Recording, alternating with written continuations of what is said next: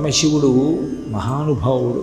సమస్త వేదముల చేత ప్రతిపాదింపబడినటువంటి పరబ్రహ్మస్వరూపము ఆ పరమశివుడే. శివ అనేటటువంటి మాటకి అర్థం మంగళం, కళ్యాణం, శుభం, ఇటువంటి మాటలు చెప్తారు.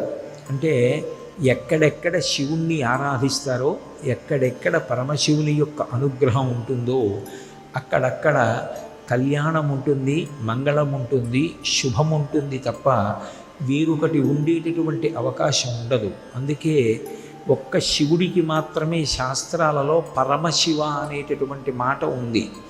పరమ విష్ణు, పరమ బ్రహ్మ అన్న మాటలు ఉండవు. అలాగే సదా విష్ణు, సదా బ్రహ్మ ఈ మాటలు ఉండవు.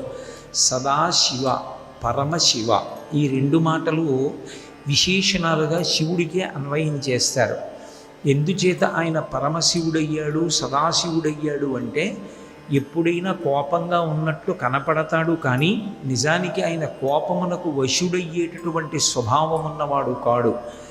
నంది ఆయనకి వాహనము అన్న మాటకు అర్థం ఆయన ధర్మమును అధివసించి ఉంటాడు అని, ధర్మమునందు విశేషమైనటువంటి అనురక్తి కలిగినవాడు అని. అటువంటి పరమశివుడు విశేషమైనటువంటి కరుణాహృదయుడు. ఆయనకి కావలసింది కేవలం భక్తి ఒక్కటే. అందుకే శంకరాచార్యుల వారు శివానందలహరి చేస్తూ ఒక మాట అంటారు, ఈశ్వర అసలు మీకు ఇవ్వడానికి మీకు లేనిది నా దగ్గర ఉన్నది ఏముంది కనుక అని పరమశివుని యొక్క వైభవం గురించి మాట్లాడుతూ, కరస్తే హేమాద్రియవు, ఆయన చేతిలో బంగారు కొండ మేరు పర్వతాన్ని ధనస్సుగా పట్టుకున్నాడు. గిరీశ నికటస్తే ధనపతవు, ఆయన పక్కన ఎప్పుడు నవనిధులకు అధిపతి అయినటువంటి కుబేరుడు చేతులు కట్టుకుని నిలబడి ఉంటాడు. ఇంకా ఆయనకి మనం ఏమిస్తాం? గిరీశ నికటస్తే ధనపతవు గృహస్థే స్వర్భూజామరసురభి చింతామణిగణి. ఆయన ఇంట్లో చూస్తే చింతామణులతో కట్టబడినటువంటి గోడలు ఉన్నాయి. ఆయన ఇంట్లో కామధేనువులు, కల్పవృక్షములు ఉన్నాయి. మనందరం ఒక కల్పవృక్షం దొరికితేనే ఎంతో సంతోషించి ఆ కల్పవృక్షము యొక్క అనుగ్రహము చేత కోర్కెలు తీర్చుకుంటాం. మనమేమి, నిజానికి మనకి కల్పవృక్షం అమ్మవారు. కాలమునకు సంకేతమైనటువంటి చంద్రవంకని తన శిరస్సు మీద ధరించినటువంటి పరమశివుడు కాలాతీతుడై సర్వకాలముల యందు ఉండేటటువంటి శాశ్వతమైన స్వరూపమైన వాడు. అటువంటి వాడికి మనం ఇవ్వగలిగినది ఏముంటుంది? మోక్షానందాన్ని కూడా ఆయన మనకివ్వగలడు తప్ప ఆయనకి మనం ఇవ్వగలిగినవన్నది లేదు. కమర్థం దాస్యేహం భవతు భవదర్థం మమ మనః అంటారు. కాబట్టి శివ, మీకు మేము ఇవ్వగలిగినది ఏముంది? ఏమీ లేదు. మేము ఇవ్వగలిగినది అంటూ ఉంటే ఒక్కటే ఉంది, మమ మనః, నా మనస్సు ఒక్కటే ఉంది. ఎందుచేత అంటే ఆ మనస్సు ఎప్పుడు నేను, నాది అన్న రెండు మాటలను చెప్తూ ఉంటుంది. నేను ఈ శరీరాన్ని చూపించి నేనంటుంది, దీనికి సంబంధం ఉన్న వాటిని చూపించి నాది అంటుంటుంది. నేను నాది అన్నప్పుడు వాడు వాడిది, మధ్యన మహాసముద్రం వస్తుంది.